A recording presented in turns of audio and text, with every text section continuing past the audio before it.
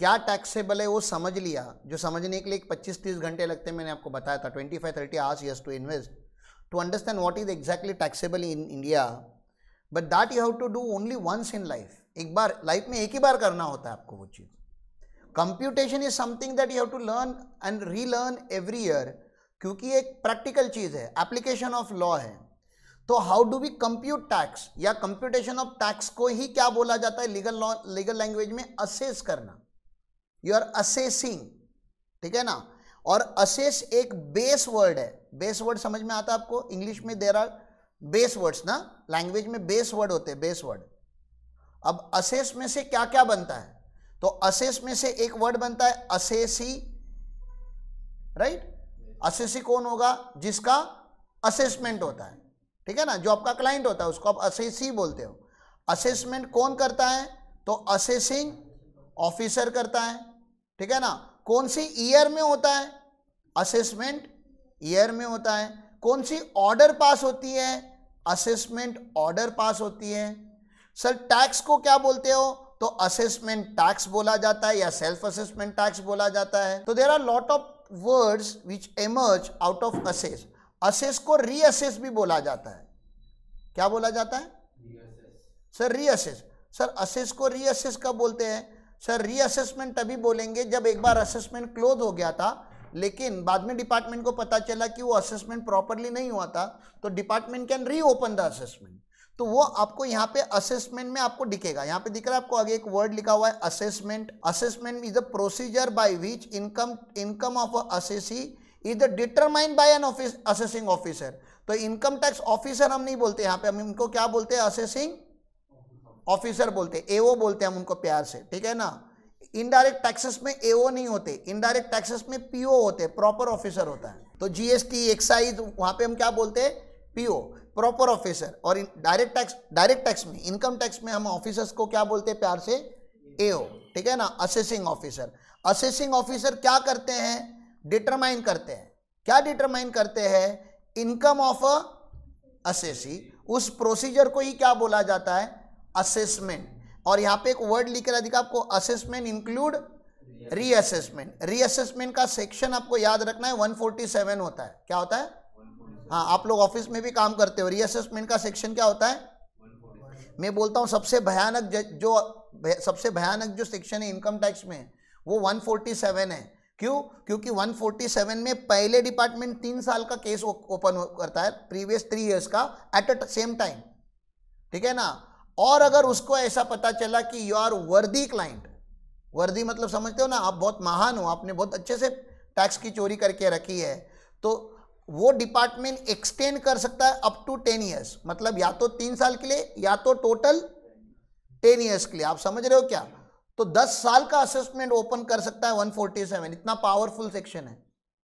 आप बोलोगे मेरे पिछले साल का तो असेसमेंट क्लोज हो गया था, तो क्लोज हो गया तभी भी ये ओपन कर सकता है। आपने आईटीआर फाइल नहीं किया था, इनकम टैक्स रिटर्न फाइल, फिर भी ये बोलेगा अभी करो। आप बोलोगे इसका तो तारीख निकल गया, 4 साल पहले का इनकम टैक्स रिटर्न थोड़ी ना किया जाता है अभी। इस सेक्शन में जाता है कितने साल का? 10 साल का जा सकता है। आप समझ रहे हो क्या? तो सबसे डेंजरस असेसमेंट जो इनकम टैक्स का है वो कौन सा है? 147। इसका नाम ही क्या है पता है? Income escaping assessment. मतलब ऐसा कोई इनकम आपने कमाया हुआ है जो एस्केप हो चुका है असेसमेंट, मतलब उसके ऊपर आपने पहले कभी टैक्स नहीं भरा है, ऐसा सेक्शन का नोटिस जहां पे आता है उसका 147 बोलते हैं हम। किसी को 147 आता है तो उसको एक हक तो बनता है आपके साथ, एक झप्पी तो बनता है कि सर सही है, मतलब कर पाए आप। बहुत कम लोगों को ये असेसमेंट आता है, उसमें कि आप एक हो, आप सच में महान हो सर, ठीक है। और फिर उसका काम कम पैसे में करोगे कि ज़्यादा पैसे लेके करोगे? अरे 10 साल का छोड़ दे, इसने कुछ बड़ा काम किया होगा ना कि इसका 147 हो रहा है। महान असेसी है, महान असेसी से नहीं चार्ज करोगे तो किससे चार्ज करोगे आप? ठीक है। तो दैट इज असेसमेंट वाला डेफिनेशन। असेसमेंट वाला डेफिनेशन कवर हो गया। क्या होता है असेसमेंट? सिंपल लॉ में assessment is a procedure by which income of assessee is determined bye assessing officer, ठीक है ना। और असेसमेंट इंक्लूड्स रीअसेसमेंट, ठीक है ना। तो असेस मतलब क्या? असेस मतलब कंप्यूटेशन। सादी भाषा में अगर आपको बात बताना है तो असेस मतलब क्या? कंप्यूटेशन। और कंप्यूटेशन मतलब क्या? सर टोटल इनकम निकालना होता है और उसके ऊपर टैक्स रेट लगाना होता है। टोटल इनकम और टैक्स रेट। अब आपको पता है टोटल इनकम में दो टाइप के इनकम हो सकते हैं, नॉर्मल इनकम भी हो सकता है और स्पेशल इनकम भी हो सकता है। नॉर्मल इनकम मतलब normal salary, rent, business, interest, dividend, normal income. Special income मतलब crypto currency, lottery, betting, gambling, short term capital gain, long term capital gain in share market, जमीन बेच दी, लॉन्ग टर्म कैपिटल गेन। आप समझ रहे हो क्या? तो ऐसा अगर कुछ आए तो टैक्स के रेट भी दो होते हैं, आपको पता है ना, normal rate of tax and special rate of tax. तो इसको ही असेस बोलते हैं। ये छोटू सा इतना वाला लिख लो आप लोग प्लीज, असेस का डेफिनेशन लिख लो। It will take only 2 seconds, it should not take more than that. जल्दी हो गया, डन। चले लाइफ में आगे चले। अब ये होमवर्क वाला डेफिनेशन है, अभी नहीं लिखोगे आप लोग, आराम से लिखोगे, ठीक है ना, क्योंकि ये टाइम लेता है और आप लोग भी टाइम दो ये डेफिनेशन को, क्योंकि ये 3 to 5 मार्क्स के लिए पास्ट में आके जा चुका है। तो it's not a small definition, लेकिन मैं आपको इसके लिए सिंप्लीफाई करने का ट्राई करता हूं। आपको नहीं लगता इनकम टैक्स में असेसी का डेफिनेशन थोड़ा इंपॉर्टेंट होना चाहिए? क्योंकि पूरा इनकम टैक्स काम ही किसके लिए करता है? असेसी के लिए करता है। तो असेसी का डेफिनेशन हम पढ़ने जा रहे हैं। क्या आप असेसी हो? आपको देखने का है, क्या आप लोग असेसी हो? क्योंकि डेफिनेशन तभी समझ में आएगी, आप अपने आप पे ले लो। क्या आपकी पेरेंट असेसी है या क्या आपका लीडर असेसी है? मतलब आपको दिखना पड़ेगा कि असेसी कौन कौन होता है, ठीक है ना। तो सबसे पहले इतना वर्डिंग तो आपको एकदम क्लियरली पता होना चाहिए, क्योंकि मैंने पहले ही बता दिया था, असेसी मीन्स अ पर्सन। तो मुझे ऐसा बोलूंगा तो चलेगा क्या कि दुनिया में बहुत सारे पर्सन हैं? होते हैं दुनिया में बहुत सारे पर्सन? क्या सारे असेसी होते हैं? आप पर्सन हो? क्या आप असेसी हो? ठीक है ना। तो आपको देखना पड़ेगा ना कि आप पर्सन तो हो, ये दुनिया में बहुत सारे पर्सन है, कंपनी है, फर्म है, LLP है, कुछ भी है, पर्सन बहुत सारे। सारे पर्सन असेसी नहीं होते। इसमें के कुछ लोग क्या बन जाते हैं? असेसी बन जाते हैं। तो sir assessee means a person, तो कहना इसे all assessees are person but all persons are not assessee. मैंने क्या बोला? All assessees are person but all persons are need not to be assessee. ये ठीक है ये सेंटेंस, ठीक है ना। सारे असेसी पर्सन तो होने चाहिए, लेकिन सारे पर्सन असेसी नहीं हो सकते। तो आपको ये तो देखना पड़ेगा ना कि फिर ऐसे कौन से पर्सन हैं जो क्या बनते हैं? असेसी बनते हैं। उसकी कुछ कंडीशंस होंगे। तो assessee means a person by home, by home मतलब वो पर्सन जो है, बाय होम एनी टैक्स, अरे इनकम टैक्स में आपको क्या भरना पड़ेगा? एनी टैक्स और any other sum of money is payable under income tax act. मतलब या तो आपको टैक्स भरना है या any other sum of money भरना है। Sir any other sum of money में क्या क्या आता है सर? एनी अदर टैक्स के अलावा, टैक्स तो टैक्स होता है, टैक्स के अलावा डिपार्टमेंट को आप क्या दे सकते हो? फी दे सकते हो, लेट फी दे सकते हो, आप इंटरेस्ट दे सकते हो, आप पेनाल्टी दे सकते हो, आप फाइन दे सकते हो, ठीक है ना। तो एनी अदर सम, तो आप मुझे बताओ जो स्टूडेंट है हमारे, क्या आपका टैक्स पेएबल है? क्या फी पेएबल है? इंटरेस्ट पेएबल है? कोई पेनाल्टी चालू है आपके ऊपर? कुछ नहीं। मतलब आप यहाँ पे पहले क्लासिफिकेशन में आप क्या बच गए? पर्सन तो बन चुके हो आप, लेकिन असेसी बनने से आप बच गए, इसलिए आपके पीछे डिपार्टमेंट नहीं लगा हुआ है। ये क्लियर है? तो सबसे पहला लाइन तो क्लियर होना चाहिए। Assessee means a person by home any tax और any other sum of money payable under income tax act 1961। तो सर क्या खाली जो टैक्स भरने होते हैं या जिनसे पैसे डिपार्टमेंट रिकवर करना होता है, क्या खाली वही असेसी बनते हैं? जी नहीं। आपने कोई इनकम टैक्स डिपार्टमेंट का कोई एक लेटर आया हुआ है आपको, ठीक है ना। लेटर अलग अलग टाइप के होते हैं। इनकम टैक्स डिपार्टमेंट बोलता है भैया ऑडिट करा लो, स्पेशल ऑडिट। अभी तक बोला नहीं कि आपने चोरी किया है कि नहीं किया है, इनकम टैक्स ने बोला आपको कि ऑडिट करा लो, तो आपके पास चॉइस है क्या नहीं करा के लेने का? इनकम टैक्स ने आपको, वैसे तो सेक्शन 44A भी टैक्स ऑडिट का सेक्शन है, 1 करोड़ के टर्नओवर के बाद ही आपका टैक्स ऑडिट होता है, या प्रोफेशनल हो तो 50 लाख के बाद ही टैक्स ऑडिट होता है। लेकिन मैं क्या बता रहा हूं, आपका टर्नओवर 28 लाख का है, लेकिन डिपार्टमेंट एक नोटिस आया हुआ है कि ऑडिट करा लो। Now do you have choice of not getting it done? नहीं ना, चॉइस ही नहीं, आपको करना ही पड़ेगा। आपको डिपार्टमेंट ने डॉक्यूमेंट मंगाए, आपको देने ही पड़ेंगे। डिपार्टमेंट ने सारे लेजर मंगाए, सारे वाउचर मंगाए, देना ही पड़ेगा आपको। You don't have choice and you can not ask logic also कि क्या लॉजिक है, मुझे पेपर क्यों मांग रहे? उनका मांगना काम ही है, उसके लिए तो दे आर गेटिंग पेड। आप टिकट कंडक्टर से नहीं पूछ सकते आप मुझसे टिकट क्यों मांग रहे हो, उसका तो काम ही है टिकट चेक करना, तो वो अपना काम करते हैं। तो आपके अगेंस्ट अगर कोई भी प्रोसीडिंग्स अगर लॉ में चालू हो गई, एनी प्रोसीडिंग, टैक्स रिकवरी नहीं, टैक्स तो ऊपर चला गया। एनी प्रोसीडिंग मतलब इनकम टैक्स लॉ में बहुत सारी प्रोसीडिंग्स होंगी। इनकम टैक्स लॉ 4 पार्ट में पढ़ना था हमें, levy, computation, collection and procedure. तो बहुत सारी प्रोसीजर होंगी, प्रोसीडिंग चालू हो गई तभी भी आपको क्या माना जाएगा? असेसी। समझ में आ रहा है? आप मुझे बताओ, अभी तक आप असेसी बने हो क्या? क्या आपको कोई टैक्स भरना है, कोई इंटरेस्ट फी पेनाल्टी भरनी है? क्या आपके अगेंस्ट कोई इनकम टैक्स डिपार्टमेंट में प्रोसीडिंग चालू हुई है?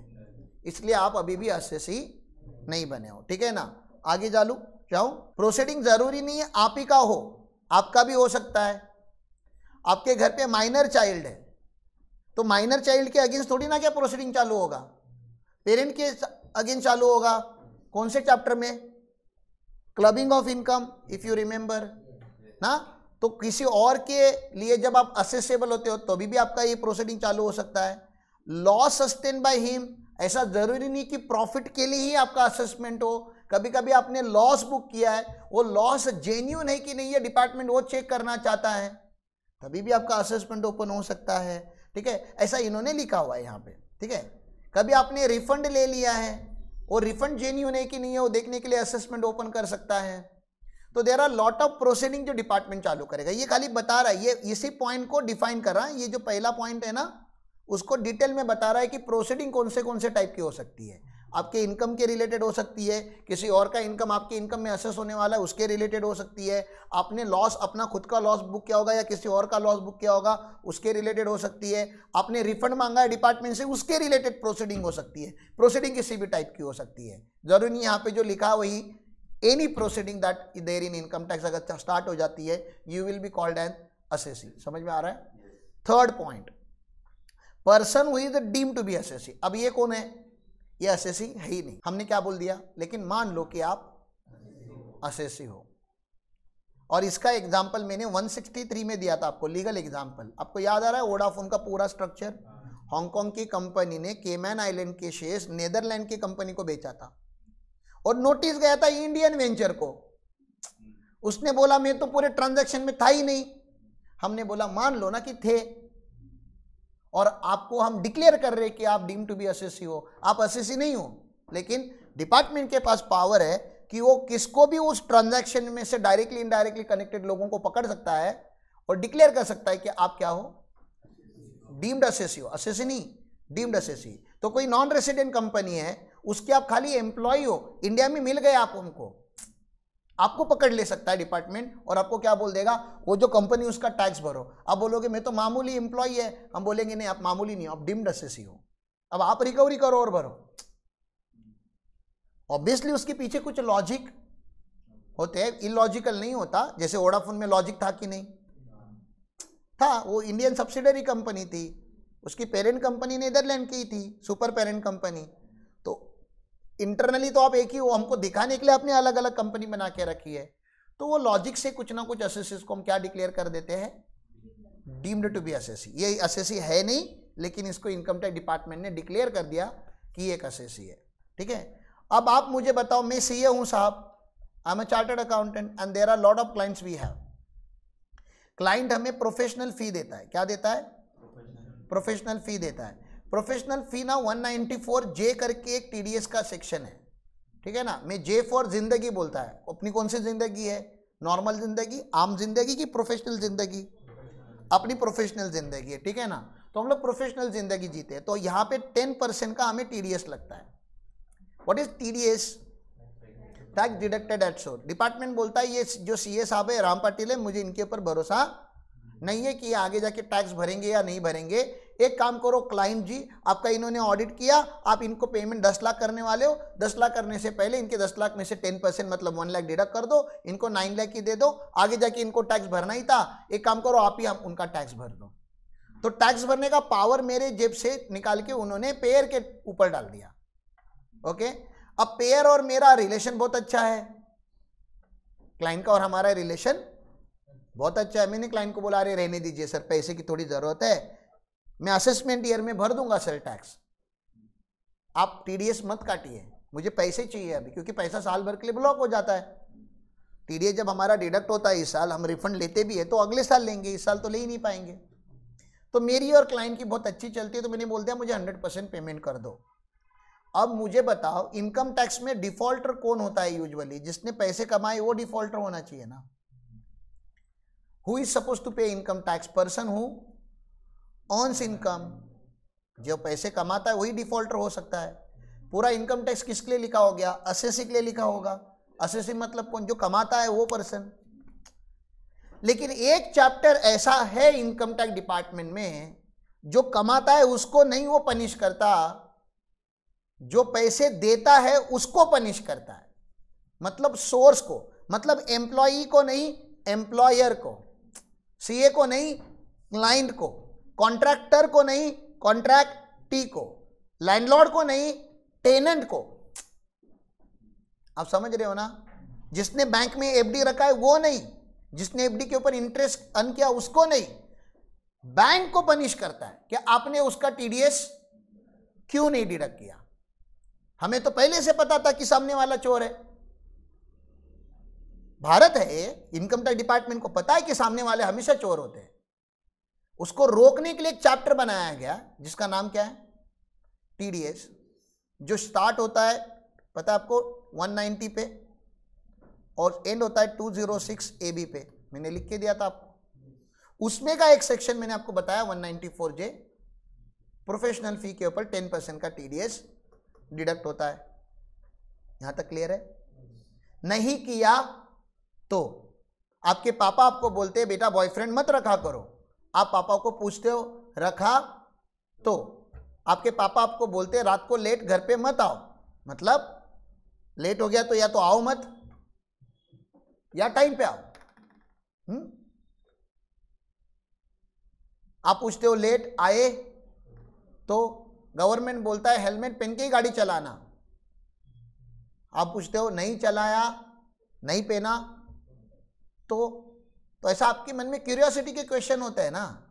तो गवर्नमेंट को ये क्लाइंट पूछता है मुझको टीडीएस डिडक्ट करना तो है, नहीं किया तो हम बोलते नहीं किया तो कुछ नहीं, आपको एआईडी बना देंगे, सीआईडी नहीं एआईडी, असेसी इन डिफॉल्ट। मुझे बताओ ये कोई प्राउड फील करने वाली लिस्ट होगी क्या इनकम टैक्स डिपार्टमेंट की? मतलब आप कॉलेज में ब्लैक लिस्ट में आते हो तो आपको कभी कभी प्राउड फील होता है कि मैं ब्लैक लिस्ट में है। इनकम टैक्स डिपार्टमेंट की ब्लैक लिस्ट का नाम होता है AID, assessee in default. Will you be very proud to be part of that list कि वाओ मेरा किसी तो लिस्ट में नाम आया इनकम टैक्स में? बनना चाहते हो एआईडी? आपके क्लाइंट बनना चाहते हैं क्या एआईडी? Should they become एआईडी? लेकिन आप अभी टैक्स ऑडिट चालू करोगे ना, आपको बहुत सारे एआईडी दिखेंगे, असेसी इन डिफॉल्ट, क्योंकि उन्होंने नहीं कांड किया है कुछ, उनका इनकम था ही नहीं, इनकम तो सामने वाले का था, इन्होंने खाली उसके ऊपर क्या नहीं किया है? टीडीएस डिडक्ट नहीं किया है। तो बताओ पनिशमेंट क्या मिल सकती है इनको? पहला पनिशमेंट है कि जितना भी ये लोग पेमेंट करते हैं उसका 30% डिसअलाउड हो जाता है। मतलब खर्चा पूरा अलाउड होना चाहिए ना। मैंने 10 लाख बिजनेस पे खर्चा किया तो मुझे बिजनेस में डिडक्शन भी कितना मिलना चाहिए? 10 लाख का। लेकिन गवर्नमेंट बोलता है नहीं, 3 लाख तो आपके एक्सपेंस में हम रिस्क अलाउ करेंगे, मतलब उतने से आपका प्रॉफिट बढ़ा देंगे। एक तो ये चीज़ करते हैं। दूसरा, वो जो टीडीएस डिडक्ट नहीं किया था वो तो डिडक्ट करना ही पड़ेगा, आपको अभी करना पड़ेगा विथ इंटरेस्ट। और इनकम टैक्स का इंटरेस्ट है 1% पर मंथ, मतलब एनुअलाइज करोगे तो 12% होता है अप्रोक्सीमेटली। और डिडक्ट किया है और भरा नहीं है, मतलब बहुत होशियार निकल गए बेटा आप तो। मतलब आपको टीडीएस की प्रोविजन पता तो है, आपने सामने वाले का पैसा भी डिडक्ट किया है, लेकिन गवर्नमेंट को डिपॉजिट, तो आप और महान हो, तो आपको 1.5% का इंटरेस्ट लगता है, क्योंकि आप 1.5% के लोग हो। फिर 2 नहीं, 1 भी नहीं, आप 1.5% के लोग हो। 1.5 मतलब समझ रहे हो ना? अपने मुंबई में 1.5 किसको बोलते हैं? 1.5 शाना, बरोबर, ये 1.5 शाना हो गया, समझ में आ रहा है ना? हाँ, तो 1.5 शाने को कितना टक्का इंटरेस्ट? 1.5% इंटरेस्ट। समझ में आ रहा है? क्यों? उसने क्या नहीं काटा, उसने क्या नहीं किया, टीडीएस काटा, लेकिन डिपार्टमेंट को पेन। वो पैसा किसका? आपने जैसे टीडीएस काटा तो पैसा किसका? डिपार्टमेंट का। अगले महीने के 7 तारीख को डिपॉजिट हो जाना चाहिए था, 7 तारीख इज द ड्यू डेट। लेकिन आपने नहीं किया, आप नालायक हो, बेशरम हो, तो आपसे इंटरेस्ट थोड़ा ज्यादा लेना पड़ता है। और क्योंकि आप टीडीएस की प्रोविजन के साथ खेल रहे हो, जैसे कि आपके ट्वाइस है तो आपको थोड़ा पेनाल्टी भी लगना पड़ेगा। 270 से लेके 275 याद आ रहा है क्या? सेकेंड लास्ट चैप्टर आपको लिख के दिया था। तो टीडीएस में 100% पेनाल्टी लगती है एआईडी को। मतलब अगर आपका 30 लाख का टीडीएस आपने नहीं काटा है तो 30 लाख का टीडीएस विथ इंटरेस्ट तो भर रहा ही था और 30 लाख भरने पड़ेंगे क्योंकि 100% पेनाल्टी है। कैसा लग रहा है आपको? मजा आ रहा है कि नहीं? हाँ, और जेल भी तो होनी चाहिए। ऐसे क्या कर रहे? पिकनिक पे भी तो लेके जाना चाहिए इनकम टैक्स आपको। तो इनकम टैक्स फंडेड गाड़ी आती है दरवाजे में, आपके होम पिकअप होता है। आपको कोई खर्चा नहीं करना होता, स्टे एंड फूड पूरा फ्री, और आप चाहोगे तो थोड़ा और नाटक करोगे तो आपको बॉडी मसाज भी दे देंगे वो लोग। रिगरस इम्प्रिजमेंट देते हैं, नॉर्मल इम्प्रिजमेंट नहीं। एक नॉर्मल इम्प्रिजमेंट होता है जिसमें आप किताबें लेके पढ़ सकते हो जेल में बैठ के। एक होता है रिगरस इम्प्रिजमेंट जिसमें आपसे टॉयलेट साफ करवाते हैं, काम कराते हैं, हार्श लेवल का काम कराते हैं, खाना बनवाते हैं, बर्तन घिसवाते हैं, पूरा दिन आप बर्तन घिस रहे हो जेल के। वो रिगरस ट्रीटमेंट दी जाती है। किसको? एआईडी को। अब बताओ, how many of you want to become AID? हाथ ऊपर करो। और कितने टाइम नहीं बताया, 3 महीने से लेके 7 साल तक की जेल हो सकती है। किस चीज की पनिशमेंट दे रहा है गवर्नमेंट आपको? किसी का टीडीएस नहीं काटने की। इनकम भी आपका नहीं था। आपको किसी को 10 लाख देना था, खाली उसको 9 लाख देना था, 1 लाख काट के डिपार्टमेंट को भरना था। आपने खाली कंप्लायंस नहीं किया है, कोई चोरी भी नहीं की। खुद की चोरी करो, खुद का इनकम टैक्स की चोरी करो, जेल में जाओगे तो प्राउड तो फील करोगे कि चोरी तो की थी। Just because you did not appreciated the law, आपको पता नहीं था कि टीडीएस क्या क्या कर सकता है, तो आपने टीडीएस को लाइटली ले लिया। टीडीएस आपको लाइटली नहीं लेता, टीडीएस आपको बहुत सीरियसली लेता है। तो आप भी जब टीडीएस का चैप्टर चालू होगा तो आप लाइटली पढ़ोगे, लाइटली पढ़ोगे, समझ रहा है? कोई तो क्लाइंट को कभी तो लाइटली लटका दोगे तुम लोग, ठीक है ना? क्योंकि क्लाइंट नहीं पढ़ता ना ये सब। क्लाइंट किसके ऊपर डिपेंड है? सीए के ऊपर डिपेंड है, और सीए बिजी रहता है तो काम कौन करता है ऑफिस में? मतलब फाइनली आर्टिकल के शोल्डर के ऊपर डिपेंड है कि क्लाइंट जेल में जाएगा कि नहीं जाएगा। यहां तक क्लियर है? और हमारे आर्टिकल को टीडीएस के चैप्टर में इंटरेस्ट नहीं होता, ऑप्शन में छोड़ देते हैं। हर एक तो चैप्टर तुम इधर ऑप्शन में छोड़ोगे, उधर क्लाइंट का फैमिली ऑप्शन में रह जाएगा, ठीक है ना? तो ये लास्ट है, person who is deemed to be assessee in default. ये पहले और इसमें दोनों में डीम्ड दिख रहा है आपको। इधर डीम्ड टू बी असेसी है और लास्ट वाले में क्या है? Deemed to be assessee in. ये आपको डिपार्टमेंट पूछ नहीं रहा है कि आप डिफॉल्टर हो कि नहीं हो, ये डिक्लेयर कर रहे हैं कि टीडीएस नहीं काटा तुम हो। डेफिनेशन में लिखा है डीम्ड एआईडी है, मतलब आर्ग्यूमेंट नहीं होनी है वहां पे, बातें नहीं चलेगी, चर्चा नहीं होने वाली है। टीडीएस नहीं काटा, आप डिफॉल्टर हो, पकड़ो इसको, पेनाल्टी लगाओ, जेल में डालो। टीडीएस से डरो, उसमें ही आपका फायदा है। लड़ो मत टीडीएस के साथ। क्या लॉजिक है? लॉजिक नहीं, लॉ है। सामने वाला चोर है वो पक्का है, आप तो मत बनो, ऐसा डिपार्टमेंट बता रहा है। रिकवरी आसान हो जाता है। मुझे बताओ, कोई कंपनी उसमें 10,000 एम्प्लॉय है, वो 10,000 एम्प्लॉय कमा रहे कि नहीं? कंपनी से कमा रहे होंगे। आप इनकम टैक्स ऑफिसर हो, बताओ 10,000 एम्प्लॉय के पीछे भागोगे कि एक एम्प्लॉयर से रिकवर कर लो?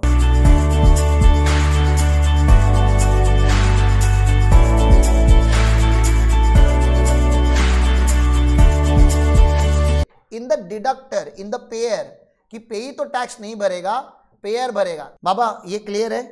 असेस का डेफिनेशन लिखा आपने, असेस, असेसमेंट, असेसी, ये 3 तो क्लियर होने चाहिए। असेसिंग ऑफिसर मतलब इनकम टैक्स डिपार्टमेंट का ऑफिसर जो आपको नोटिस भेजेगा, ठीक है ना?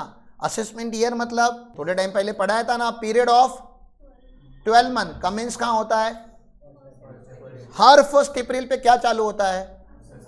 तो उसके इमीडिएटली प्रेसिडिंग फाइनेंशियल ईयर जो कल 31 मार्च को क्लोज हुआ है उसको क्या बोलते हैं?